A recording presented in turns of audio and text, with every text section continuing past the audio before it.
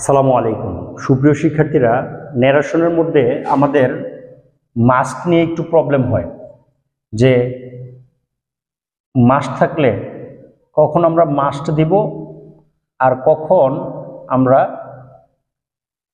Had to দিব। আচ্ছা,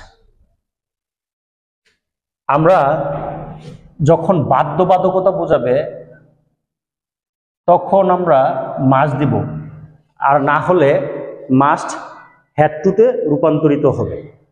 যেরকম এখানে বলা আছে ডাইরেক্টে, হি সেড টু মি, সে আমাকে বলল you must respect your parents. তাহলে আমরা জানি he said to me inverted comma উঠে গিয়ে দ্যাট বসে। তবে সেড টুর জায়গায় যদি কেউ টোল দিতে চায় তাহলেও হবে। হি টোল্ড মি দ্যাট, আমরা জানি এখানে ফার্স্ট পারসন থাকলে সাবজেক্টকে ধরে, সেকেন্ড পারসন অবজেক্টকে ধরে। তো অবজেক্টকে ধরলে মি শুরুতে আসার কারণে আই হয়ে গেছে। আর এই মাস্ট আমরা জানি ক্যান থাকলে কুড, শেল অথবা উইল থাকলে উড, মে থাকলে মাইট, কিন্তু মাস্ট থাকলে হয় মাস্ট হবে না হলে হ্যাড টু হবে।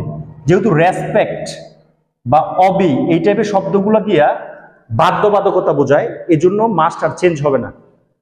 তাহলে ইউ যদি আই হইতে পারে তো ইউর কি হয়ে যাবে মাই, আর প্যারেন্টস পিতামাতা।